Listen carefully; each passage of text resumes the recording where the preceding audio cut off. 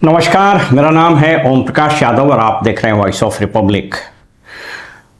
सरकार आए दिन सरकारी अधिकारियों, सरकारी कर्मचारियों को फ्रिवोलस ग्राउंड पर बगैर ठोस साक्ष्य और तथ्य के, कई बार तो बगैर स्पष्टीकरण पूछे निलंबित करते रहती है, जिसके कारण पूरा सरकारी सिस्टम, गवर्नेंस का स्ट्रक्चर छिन्न भिन्न हो जाता है और उस कार्यालय की व्यवस्था छिन्न भिन्न होती है। इतना ही नहीं, इससे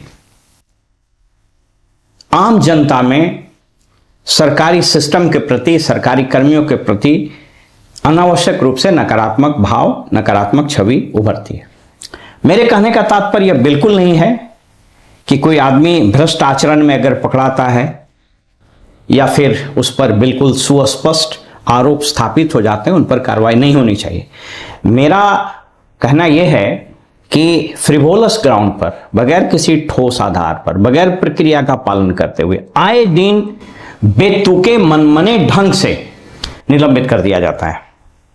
अभी हाल में मैंने एक वीडियो बनाया था कि जिस आरोप में DCLR निलंबित हुए, उस आरोप में कलेक्टर और डिविजनल कमिश्नर क्यों नहीं निलंबित हुए, जबकि दोनों पर सेम आरोप है।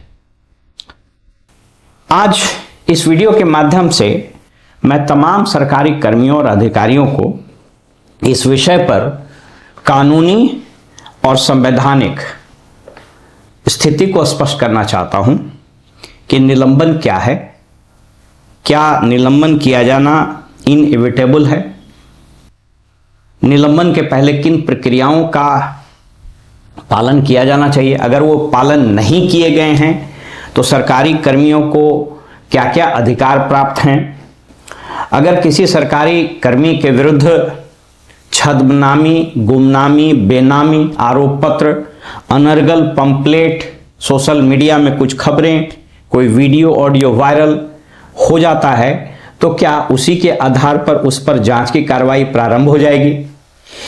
इस संबंध में सरकार के निर्देश क्या हैं पूर्व से? इस संबंध में संविधान क्या कहता है? मेरे पास संविधान की एक प्रति है, यह संविधान है, इसके आधार पर मैं आपसे बात करूंगा। इसके अतिरिक्त सामान्य प्रशासन विभाग ने कई एक इस संबंध में कई एक एग्जीक्यूटिव इंस्ट्रक्शंस निर्गत किए हैं। ये सामान्य प्रशासन विभाग का परिपत्र है। ये सुप्रीम कोर्ट के कई एक महत्वपूर्ण जजमेंट हैं जो इस संबंध में क्या कहते हैं। इसके अतिरिक्त कुछ और जो वैधानिक, अर्ध न्यायिक और प्रशासनिक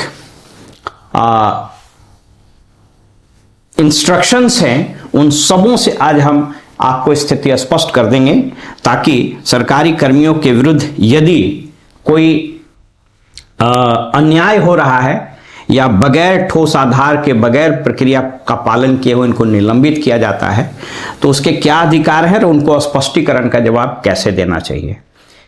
संभवतः एक वीडियो में पूरा ना भी हो पाए तो मैं दूसरे वीडियो में भी इसको अगले भाग में आपके सामने प्रस्तुत करूंगा। आइए सबसे पहले हम बात करते हैं गुमनामी, छद्मनामी, बेनामी परिवाद पत्रों पर, जो अनावश्यक रूप से कई बार सोशल मीडिया में, कई बार व्हाट्सएप पर, कई बार पंपलेट में, कई बार अखबारों में छप जाता है। तो अभी जो भारतीय प्रशासनिक सेवा के अधिकारियों की जो स्थिति है, बगैर सोचे समझे, बगैर प्रक्रिया का पालन किए हुए वो झट से निलंबित कर देते हैं। इस संबंध में मेरे पास एक सर्कुलर है। जब मैं सर्कुलर बोलता हूं तो इसका मतलब संविधान के अनुच्छेद 161 के तहत सरकार को परिपत्र निर्गत करने का अधिकार होता है।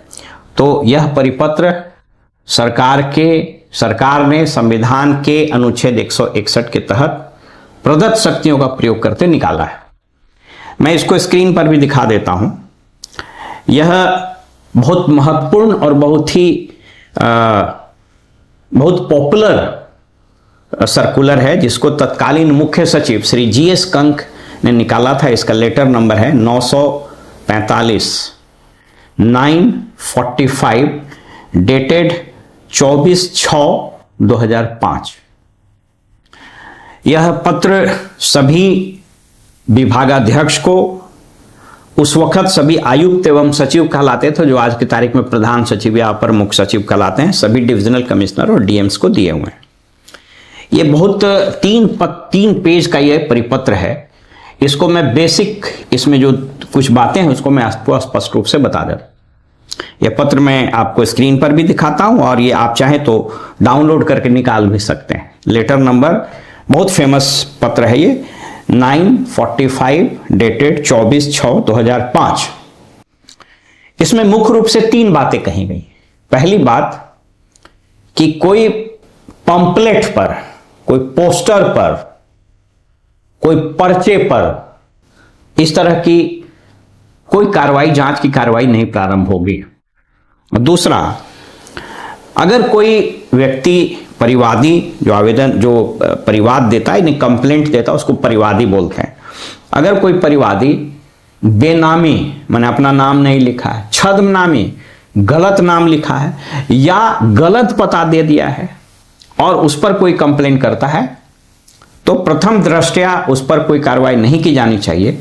लेकिन यदि उसमें कोई ठोस बातें लिखी गई है, कुछ साक्ष्य दिया गया है, तो वैसे केस में जो एड्रेस उसने दिया है, उस एड्रेस पर जो पदाधिकारी इस पर कार्रवाई प्रारंभ करेंगे या जो अधिक पदाधिकारी फाइल डील करते हैं सचिवालय में ऐसे कार्रवाई को प्रारंभ करने के उद्देश्य से, उनका यह दायित्व है, या even principal secretary, additional chief secretary, secretary as the case में भी, कोई का यह दायित्व है, वो अनुकंपा नहीं करेंगे, कृपा नहीं करेंगे, उनका यह दायित्व है कि ऐसे परिवादी के एड्रेस को पहले संपुष्ट करें।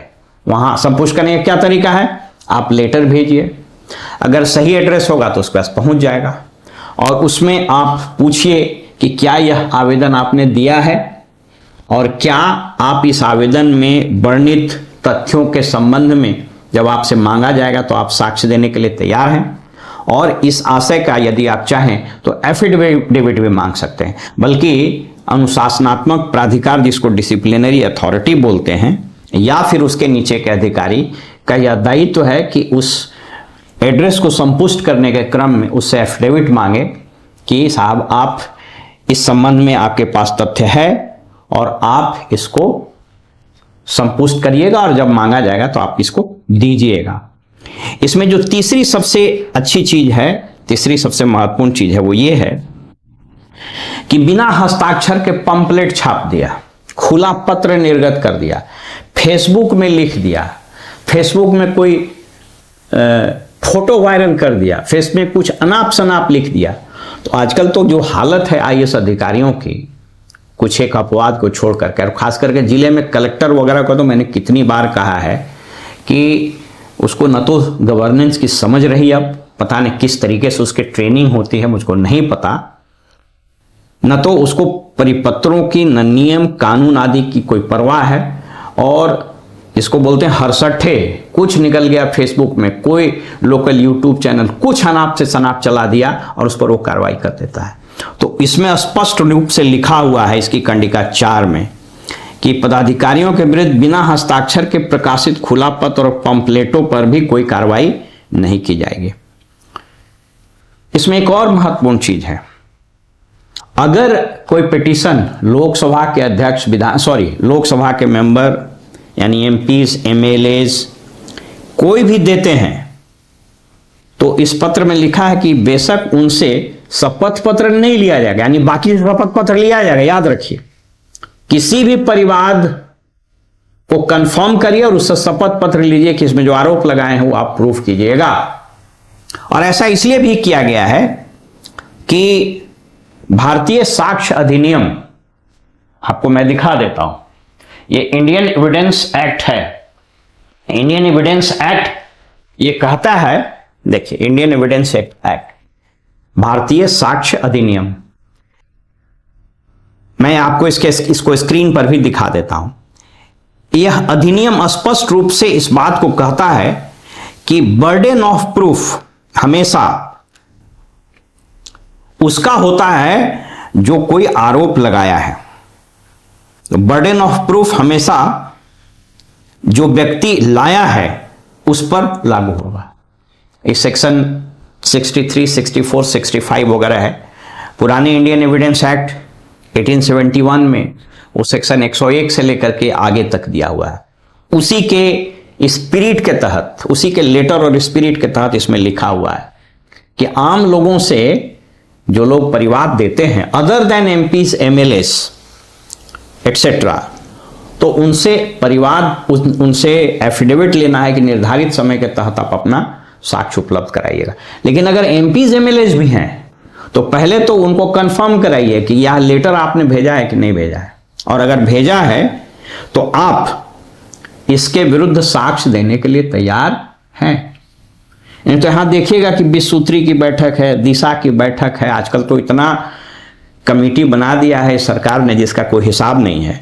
तो मीटिंग में कोई बात उठी, इस पर जांच करा दीजिए। अब हो गया जांच, जिसने आरोप लगाया उसको उसी वक्त कहना होगा कि आप सबसे पहले लिखित दीजिए और इस आशय का आप एफिडेविट दीजिए, और ये इसके लिए आवाज उठनी चाहिए अधिकारियों और कर्मियों की। अगर इस तरह की दिशा की बैठक हो, विस्तृति की बैठक हो, या कोई भी बैठक हो, इवन पंचायत समिति की, जिला परिषद की बैठक हो, कोई इस तरह का अनर्गल आरोप लगाता है बिना सिर पैर का, तो आप जिनके विरुद्ध आरोप लगाता है वो इस परिपत्र का हवाला देकर के बोलिए कि मेरा भी ये फंडामेंटल राइट है। आप सबसे पहले ये लिखित दें और दूसरा एफिडेविट दें कि इस संबंध में आप साबित कीजिएगा।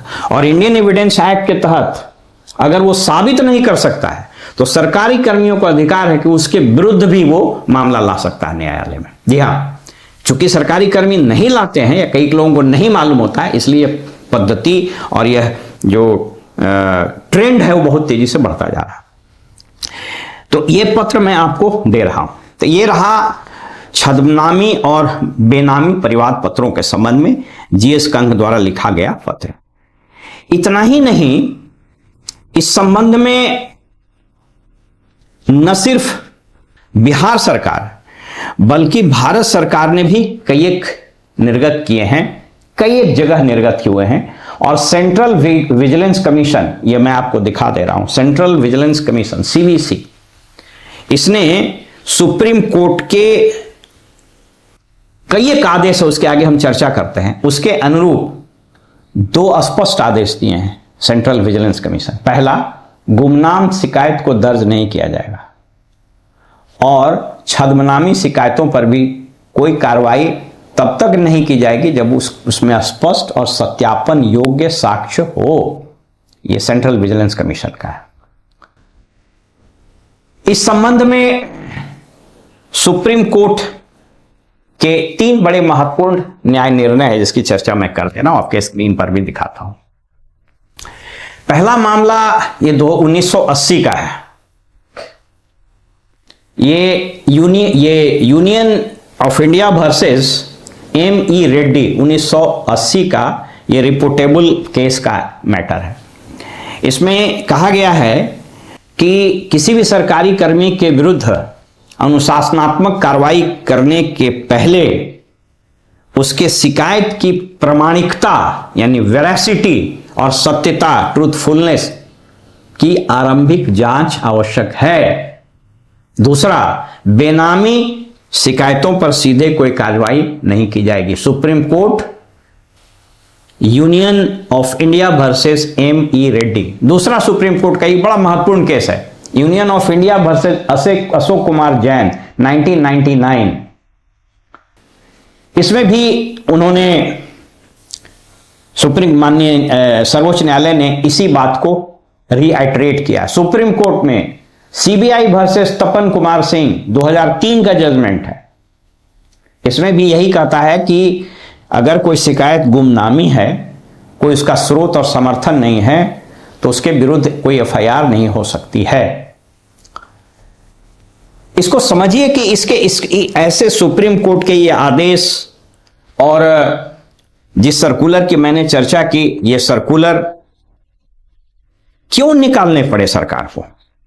ये इसलिए निकालने पड़े कि इसमें एक सिंपल प्रिंसिपल इन्वॉल्व है कि ऐसी प्रवृत्ति पर रोक लगनी चाहिए जिससे अधिकारी की छवि खराब होती है, और ऐसे आरोप यदि दुर्भावना से ग्रसित होकर लगाए जाते हैं उस पर कार्रवाई की जा सके। इसमें दूसरा प्रिंसिपल ये इन्वॉल्व है कि कोई भी कार्रवाई बगैर प्रिलिमिनरी कंफर्मेशन के नहीं किया जा सकता है। और देखिए तीसरा प्रिंसिपल ध्यान से देखिए, यदि शिकायत झूठी पाई जाती है तो शिकायतकर्ता के विरुद्ध भी कार्रवाई संभव है, अगर सरकारी कर्मी चाहे तो। कानून में उसकी स्पष्ट रूप से व्याख्या है और कानून में आपको स्पष्ट रूप से अधिकार भी है। सरकारी कर्मी होने का मतलब यह नहीं कि आपको फंडामेंटल राइट्स नहीं मिला हुआ हो। चलिए अब हम आपको दूसरे बिंदु पर लेकर चलते हैं। दूसरा बिंदु यह है कि आजकल देखिएगा कि एक फैशन बन गया है। अभी मैंने उसकी चर्चा की, 3 DCLR या 4 DCLR को सस्पेंड कर दिया गया। इसके अलावा एक DCLR जो रिटर्निंग अफसर है उसको भी शायद निलंबित करने की बात हो रही है कि प्रपत्र 6 जो होता है फॉर्म 6 नाम जोड़ने का या शायद नाम इलेक्शन में नाम वोटर लिस्ट से हटाने का, वो कहीं से कोई न्यूज छपा और उस पर कार्रवाई हो गई। तो ये जो सस्पेंशन है उसके संबंध में आपको मैं कुछ चीज आपको स्पष्ट कर देता हूं ताकि आपका जो दृष्टिकोण है और आपका इस संबंध में जो अधिकार है वो आपको स्पष्ट हो सके। देखिए सबसे पहले ये समझिए कि सस्पेंशन जो है, यहां पर मैं आपको स्क्रीन पर दिखाता हूं, सस्पेंशन कोई दंड नहीं है। मैं इसको बार बार बता रहा हूं इसलिए कि इसके रैमिफिकेशन है। इस सरकार में कई बार यह देखने को मिलता है कि किसी अधिकारी किसी कर्मी को सस्पेंड किया गया, 2, 4, 6 महीना, साल, 2 साल के बाद उसका सस्पेंशन खत्म हो गया। हालांकि विभागीय कार्रवाई पर भी हम एक बना देंगे कि विभागीय कार्रवाई को कितना दिन में डिस्पोज कर देना है। यहाँ 5-5 साल विभागीय कार्रवाई लंबी रहती है।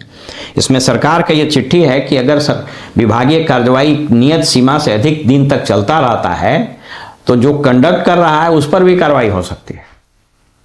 तो बहरहाल वो एक अलग वीडियो में हम आपको बना देंगे। निलंबन कोई दंड नहीं है।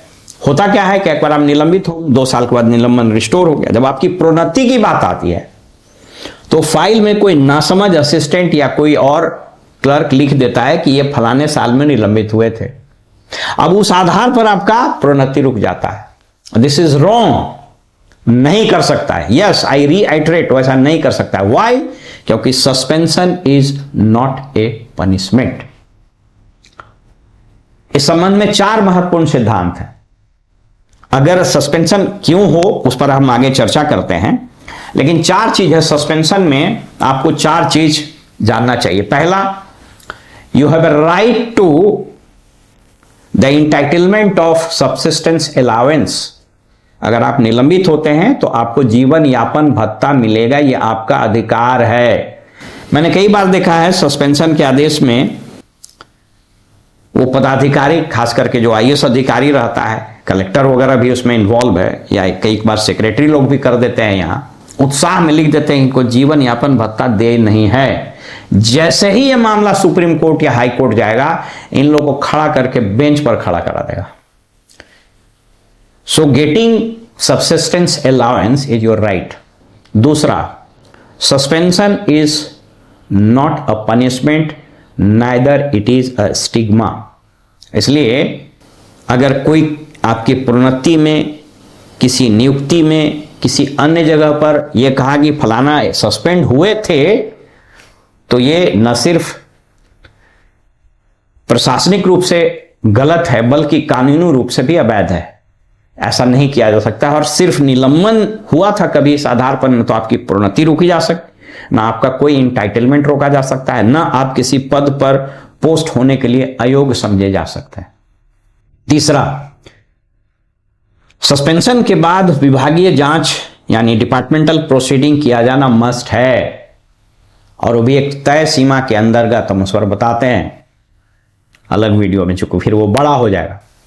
तो तीसरा सिद्धांत यह है कि कालबद्ध तरीके से वो डिपार्टमेंटल प्रोसीडिंग को पूर्ण कर दिया जाए।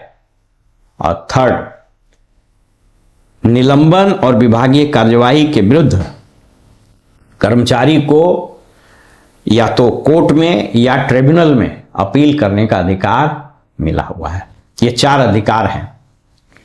लेकिन मैं बताना क्या चाह रहा हूं कि ये जो लोग हरसट्ठे सस्पेंशन कर दे रहा है, उस संबंध में मेरे पास ये सुप्रीम कोर्ट का एक आदेश है, मैं आपको स्क्रीन पर भी दिखाता हूं। देखिए, इसको थोड़े अच्छे से समझिए, इट्स वेरी इंपॉर्टेंट। इस संबंध में 3 जजमेंट पहले मैं आपको दिखा देता हूं। अजय कुमार चौधरी बनाम यूनियन ऑफ इंडिया 2015 का जजमेंट है। यह कहता है कि सस्पेंशन 3 महीने से ज्यादा एक्सटेंड नहीं किया जा सकता है अगर उसके विरुद्ध प्रपत्र क यानी चार्जशीट सबमिट नहीं किया गया हो। सुप्रीम कोर्ट ने अपने इस आदेश में, इस रूलिंग में यह कहा है कि prolong suspension is violation of fundamental rights under article 21, क्योंकि अनावश्यक रूप से आप लंबे समय तक किसी को निलंबित रखते हैं तो उसका right to life and dignity पर इंफ्रिंजमेंट होता है और इसके लिए उस पर रीट लाई करता है। कहता है government must review suspension order periodically. नहीं कि सस्पेंशन हो गया, हम सोए हुए हैं। कई एक जिलों में मैंने देखा कलेक्टर सोया, उसको मतलब ही नहीं है, 4 साल से निलंबित है। मैं एक जिले में पोस्टेड था, नाम नहीं बताऊंगा तो मेरे पास एक फाइल आई, तो कर्मी पंचायत सचिव था, 7 साल से निलंबित था। किसी कलेक्टर ने उसको रिव्यू नहीं किया। ऐसे न जाने सैकड़ों मामले सचिवालय के कॉरिडोर में, फाइलों में धूल खा रहे हैं। You can not do this according to supreme court judgement. कहता है इसमें सुप्रीम कोर्ट ने स्पष्ट रूप से कहा है कि fundamental rights can not be suspended with suspension. एक और जजमेंट देख लीजिए, state of Orissa versus Bimal Kumar Mohanty, ये सुप्रीम कोर्ट का आदेश 94 का है। कहता है suspension must be based on objective satisfaction of the authority and not arbitrary. हमको मन किया था आपको निलंबित कर दिया, आर्बिट्रली। आजकल बिहार में तो ये फैशन बन गया, अपना चेहरा चमकाने के चक्कर में, मुख्यमंत्री का खैरखा बनने के चक्कर में सस्पेंड कर दी। Suspension can not be used as a tool to harass और पनिश। मैंने कहा सस्पेंशन पनिशमेंट नहीं है। किसी ने अगर गलती की है तो उस पर प्रोसीडिंग चला करके उसको तब पनिशमेंट दीजिएगा। सीसीए रूल्स उसके लिए बना हुआ है, ऑल इंडिया सर्विसेज के लिए ऑल इंडिया सर्विसेज रूल्स बने हुए हैं। तीसरा जजमेंट एक और महत्वपूर्ण है, OP Gupta versus union of India 1987। कहता है कि यह बहुत इंपॉर्टेंट ऑर्डर है। अगर कोई अनावश्यक रूप से आपको निलंबित करे तो इसको आपके जवाब लिखते समय इन चीजों को कोट करिए। An order of suspension should be passed only if there is a compelling reason and when retention of employee is prejudicial to the public interest। हम आगे उस पर चर्चा कर देते हैं अभी। चौथा, बहुत सारे रूलिंग्स हैं इस पर। के Sukhender Reddy versus state of Andhra Pradesh 1999 का, reaffirm that prolonged suspension without inquiry is illegal। Suspend कर दिए हैं 6 महीना तक, उसका प्रपत्र कई ने भरा है।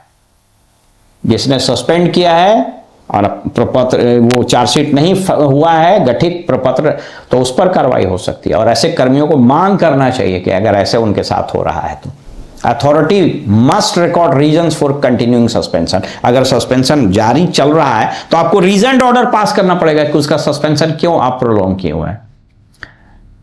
एक और महत्वपूर्ण केस है और यह केस थोड़ा पुराना है लेकिन बड़ा लंबा जजमेंट है, 1968 का, Balwant Rai Ratilal Patel versus state of Maharashtra 1968।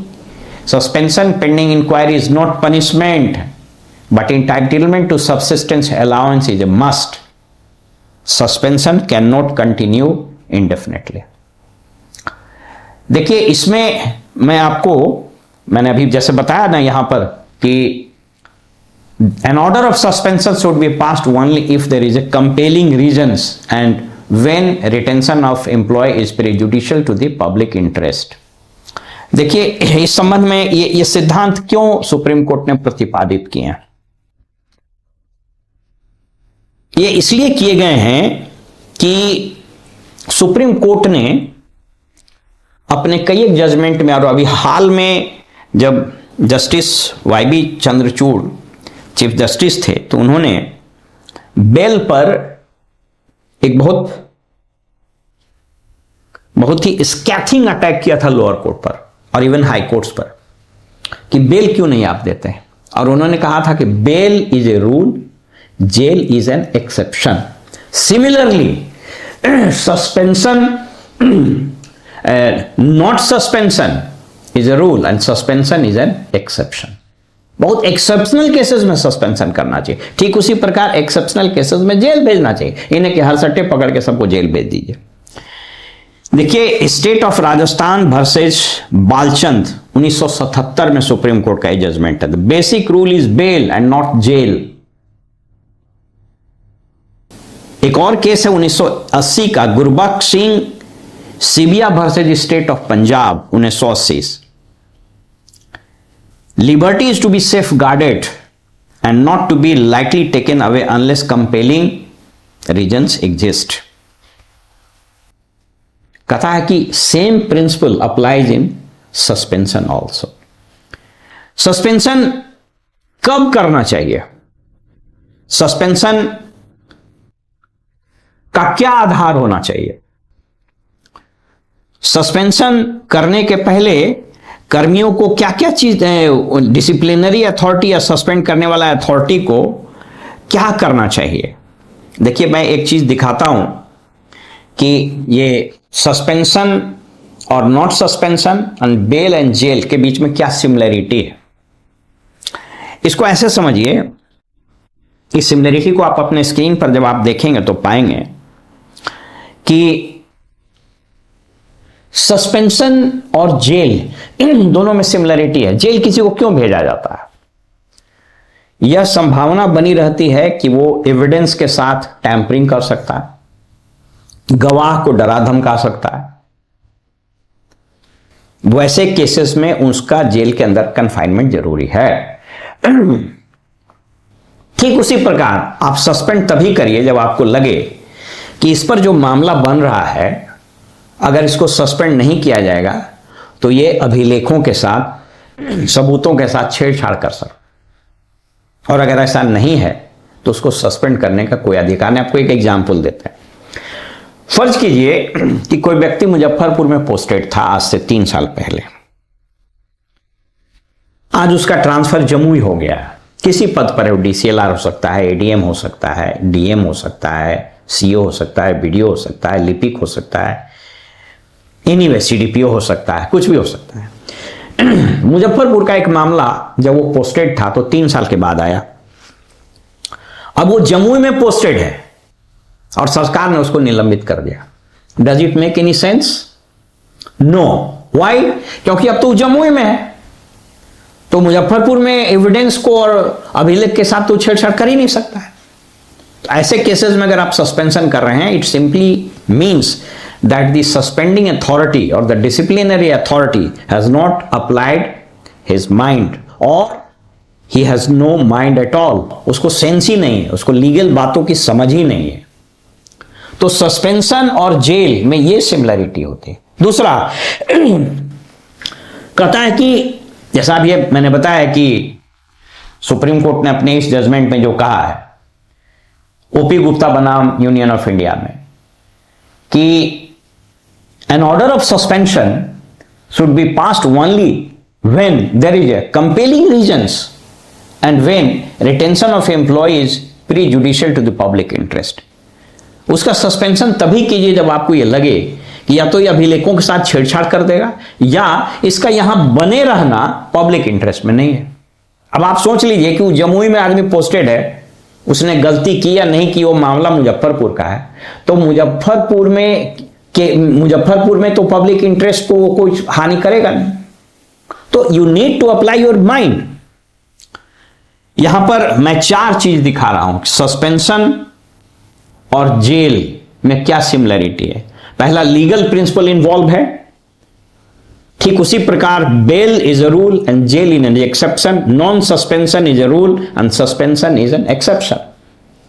Rights affected, jail से फंडामेंटल राइट आर्टिकल 21 का उल्लंघन होता है और सस्पेंशन से भी 21 आर्टिकल का उल्लंघन होता है। रिक्वायर्ड जस्टिफिकेशन, जेल भेजने के लिए आपको जस्टिफिकेशन देना होगा कि बाहर रहेगा तो वो आपराधिक घटना कर देगा, गवाह को डराएगा धमकाएगा, एविडेंस टैंपर कर देगा। ठीक उसी प्रकार यहां आपको जस्टिफाई करना पड़ेगा।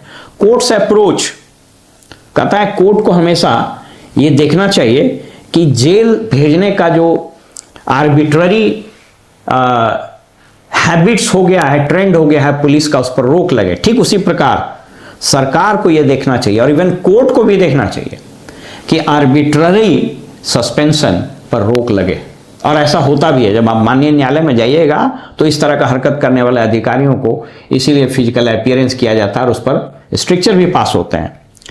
और कहता है कि पीरियड ऑफ एक्शन, जिस तरह से जेल में कितना दिन वो आदमी रहा तो उसको रिव्यू किया जाना चाहिए कि क्या अननेसेसरी उसको जेल में रखना जरूरी। ठीक उसी प्रकार इसमें भी देखा जाना चाहिए कि क्या उसको अननेसेसरी सस्पेंशन में रखना जरूरी है। इस प्रकार मैंने कुछ बातों का उल्लेख किया है वैधानिक और संवैधानिक। लेकिन प्रश्न यह उठता है कि यदि किसी को निलंबित कर दिया जाता है तो फिर क्या होगा। निश्चित रूप से आपसे सो कॉज पूछा जाएगा। कायदे तो यह कहता है कि अगर बिना सो कॉज के उसने सस्पेंशन कर दिया है तो बिल्कुल अवैध है। उस संबंध में भी कोर्ट के जजमेंट्स हैं, मैं आपको दिखा देता हूं। बिना सो कॉज के सस्पेंशन नहीं होना चाहिए और अगर हो भी तो बहुत rarest of the rare case में होना चाहिए। जब आपको सो कॉज पूछता है तो सो कॉज का जवाब देने में सामान्यतः सरकारी कर्मी या अधिकारी 3 भूल करते हैं। पहला भूल यह करते हैं कि वे अपराध बोध से ग्रसित होकर जवाब देते हैं कि निलंबित हो गए तो वो मान लेते हैं कि हम अपराधी हैं, तो अपराध बोध की भावना से ग्रसित होकर के जवाब देते हैं। टिमिड की तरह, कॉवर्ड की तरह। You are not a coward. तो पहली गलती होता है। दूसरी गलती यह होता है कि उनका जो स्पष्टीकरण होता है वो या तो बहुत शॉर्ट होता है और या बहुत लॉन्ग होता है, अननेसेसरी। और उसमें जो स्पष्टीकरण में बिंदु उठाए गए हैं उससे इतर या कई बार उसको लिखते समय वो पूरे उस टर्म्स ऑफ रेफरेंस को डाइल्यूट कर देता है। और तीसरा कि जवाब के अंत में जो वो लिखते हैं तो उससे ऐसा प्रतीत होता है कि वो ये कहना चाह रहे हैं कि हमसे गलती हो गई है, अब हमको क्षमा कर दीजिए। याद रखिए, भारतीय कानून में, भारतीय विधान में हर अपराध के लिए सजा है, किसी अपराध के लिए माफी नहीं है। तो अगर आप स्पष्टीकरण देकर ये स्वीकार करते हैं कि हमसे ये भूल हो गई है तब आपका सजा मिलना तय है। कैसे जवाब देना चाहिए, तो अभी तो मैं सिर्फ उसके प्रिंसिपल को बता देता हूं, फिर मैं, अगर आप लोग कहेंगे तो मैं दूसरे वीडियो में बताऊंगा कि स्पष्टीकरण का जवाब लिखना कैसे चाहिए। सबसे पहला चीज, स्पष्टीकरण में जिन बिंदुओं को उठाया गया है शुरू में ही लिख दी जाए कि आपने 3 बिंदु उठाए या 4 बिंदु उठाए हैं और उसका बिंदुवार जवाब दीजिए। आपके स्पष्टीकरण के में आरोप लगाया गया आरोप क्रम संख्या 1 ये है, इसके उत्तर में ये है। स्पष्टीकरण का जवाब हमेशा बिंदुवार देना चाहिए। अभी हम बेसिक बातें बता रहे थे, बिंदुवार दे देना चाहिए। और हमेशा जो आरोप उसने लगाए हैं उसको स्पष्टता से आपको अस्वीकार करना पड़ेगा। उसमें ऐसा लिखना पड़ेगा कि आपके द्वारा लगाया गया आरोप तथ्यहीन, साक्ष्य से परे, आधारहीन, मनगढ़ंत है, इसलिए इस आरोप को मैं अस्वीकार करता हूं। स्केचिंग आपको बोलना पड़ेगा। आप कभी कोर्ट में बेल पिटीशन में बहस करते हो वकील को देखिए, हमेशा याद रखिए your language should be polite but it should be firm. अंग्रेजी में कहावत है, politeness is never inconsistent with firmness. तो बिंदुवार जवाब दीजिए। फोंट का साइज 18-19 रखना चाहिए। कई बार हमने देखा है कि कर्मी जो उत्तर देते हैं स्पष्टीकरण का, फोंट का साइज 8, 9, 10, 11 रख, छोटा छोटा लिखा रहेगा, कोई नहीं पढ़ेगा आपका, बता देते हैं। ये व्यवहारिक चीज बता रहा है। तो फोंट का साइज 18-19 रखिए, और एक सेंटेंस दूसरे सेंटेंस के बीच में जो गैप है वो 1.50 या 1.75 या अगर संभव है तो 2 रखिए, अस्पष्ट रहे। बिंदुवार रखिए, और आपने जो कुछ भी कहा है उससे सपोर्टिंग डॉक्यूमेंट उसमें लिख दीजिए कि इससे संबंधित इतना पृष्ठ अनुलग्नक 1 के रूप में संलग्न है, और उसको काउंट कर लीजिए। अंतिम पैराग्राफ बड़ा महत्वपूर्ण होता है। अंतिम पैराग्राफ ऐसे लिखना चाहिए, इस प्रकार कोट अनकोट, इस प्रकार उपरोक्त वर्णित परिस्थितियों, संलग्न अनुलग्नक एवं दिए गए साक्ष्य एवं अधोहस्ताक्षरी द्वारा दिए गए तर्क के आधार पर यह स्पष्ट है कि भवदीय पत्रांक इतना इतना इतना द्वारा स्पष्टीकरण के पत्र में जो आरोप लगाए गए हैं वे आधारहीन, सत्य से परे, मनगढ़ंत। आपके एक बार अगर लगता है तो मिस्चीवस भी लिख सकते हैं, अगर नहीं तो आप लिख सकते हैं कि ये सत्य से परे, तथ्यहीन एवं आधारहीन है। अतः मैं इन आरोपों को अस्वीकार करता हूं। अनुरोध है कि अधोहस्ताक्षरी पर लगाए गए आरोप से मुक्त करते हुए स्पष्टीकरण को स्वीकार किया जाए। और नीचे में हमेशा लिखना चाहिए, अनुलग्नक में पेजिंग कर दीजिए कि अनुलग्नक में आपने कितने पेज लगाए हैं। नहीं तो आपको आजकल ऑफिस का जो हालत है, आपने 20 पन्ना लगाया, अगर नहीं लिखा है तो 1 पन्ना गायब कर देगा। स्पष्टीकरण हमेशा सील्ड लिफाफा में जिसने स्पष्टीकरण पूछा है उसी को भेजा जाना चाहिए, बाकायदा लेटर नंबर वगैरह लगा के, साफ उजले रंग के कागज A4 साइज में 18 से 19 फोंट रखिए। मंगल फोंट है तो ठीक है, नहीं तो कुर्ती देव या डेवलिस किसी में लिख सकते हैं, लेकिन 2 लाइन के बीच में जो गैप है वो हमेशा 1.5 या 2 के आसपास रखिए। और हमेशा कंडिकावार लिखिए, कंडिकावार, नंबर 1, नंबर 2, नंबर 3, इस तरह से।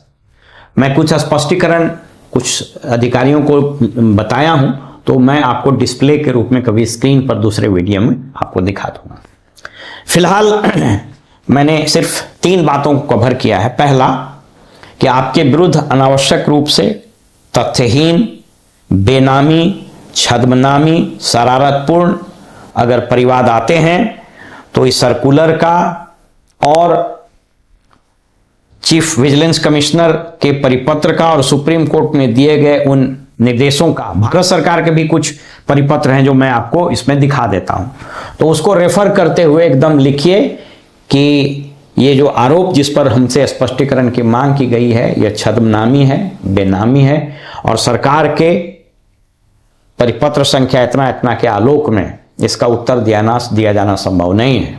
इसलिए इस परिपत्र की प्रति संलग्न करते हुए अनुरोध है कि इसमें अभिलिखित प्रक्रिया का पालन करने की कृपा की जाए। तो यह हुआ बेनामी, छद्मनामी, पंपलेट, खुला पत्र, सोशल मीडिया, ये सब जो अंड संड करते रहता है उसके संबंध में। दूसरा, सस्पेंशन जब भी आपका हो तो इन तर्कों को दीजिए। सुप्रीम कोर्ट के ये आदेश है, और आपको पता है कि इस देश में जो संविधान है हमारा, उसमें जो प्रावधान है वो ये कहते हैं कि आपको 142 वगैरह आर्टिकल आपको पता है, सुप्रीम कोर्ट का आदेश ये लॉ ऑफ द लैंड हो जाता है, ये पूरे देश पर लागू होता है। इसलिए मैंने सुप्रीम कोर्ट के आदेश लिखा है। मैंने पटना हाई कोर्ट का भी कई एक आदेश है, अगर वैसा संभव हुआ तो हम कभी आपको बता देंगे, लेकिन सुप्रीम कोर्ट के आदेश लॉ ऑफ द लैंड है and it applies through out the length and breadth of this country, irrespective of the job, even army में भी लागू होते हैं। तो उसको ये बताने की आवश्यकता है। और विभागीय कार्यवाही जब आप पर चलती है तो उसका जवाब कैसे देना चाहिए, कैसे विभागीय कार्यवाही संचालित होती है, वो हम अगले वीडियो में आपको बताएंगे। मेरा उद्देश्य सिर्फ ये है कि हर व्यक्ति को न्याय पाने का अधिकार है, चाहे वो आम जनता हो, चाहे वो आम नागरिक हो या सरकारी कर्मी हो। सरकारी कर्मी होने का मतलब ये कदापि नहीं है कि वो फंडामेंटल राइट्स फॉरफिट कर जाता है। No, he is or she is also a citizen of this country, meaning thereby that every government official, every government employee enjoys the same fundamental rights as enjoyed by the citizen of this nation. फिलहाल में इजाजत दीजिए और आप देखते रहिए voice of Republic. नमस्कार।